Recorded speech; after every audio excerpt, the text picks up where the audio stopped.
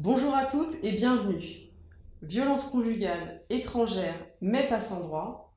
Est-ce que je suis victime de violence? Les violences conjugales touchent toutes les femmes. Peu importe votre pays, votre nationalité, votre statut. Les violences ne connaissent pas de frontières. En France, une femme sur 10 est victime de violences conjugales. Ces violences sont punies par la loi. Depuis 1992, le fait que l'auteur des violences soit le conjoint ou le concubin de la victime est une circonstance aggravante. En 2006, cette loi a été élargie aux partenaires pacsés et aux ex-partenaires.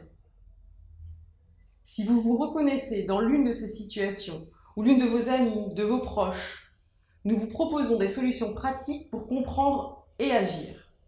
Il existe plusieurs formes de violence. Il y en a qui se voient, d'autres non. Quand on pense on pense aux violences physiques, des coups qui marquent. Et pourtant, les violences ont d'autres formes. Nous allons vous donner plusieurs exemples dans cette vidéo. Vous allez pouvoir repérer si vous êtes victime de violences conjugales.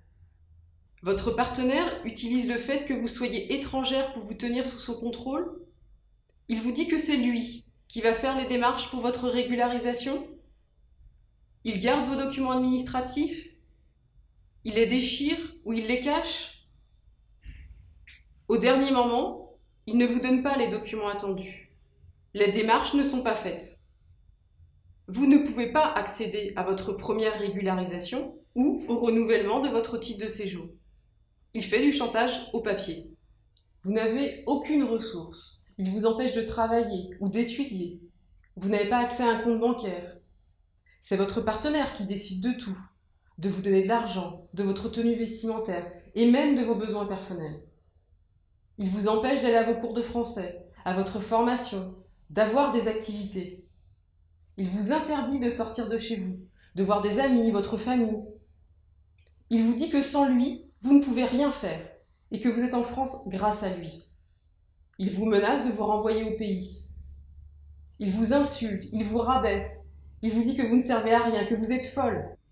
Ce n'est pas parce que votre partenaire vous fait croire qu'il a des besoins sexuels que vous devez accepter la relation sexuelle quand il le souhaite. Dans une relation, les deux personnes doivent être d'accord pour avoir des relations sexuelles.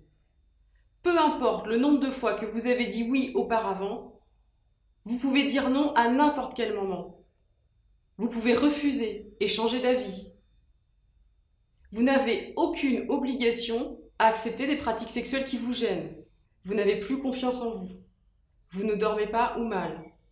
Vous vous sentez perdu. Vous ne savez plus quoi faire pour que la situation change. Vous avez honte d'en parler.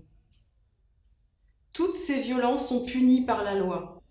Ce sont des violences verbales, psychologiques, administratives, économiques et sexuelles. Rien ne justifie un comportement de domination, autoritaire et violent. Ces violences vont et viennent.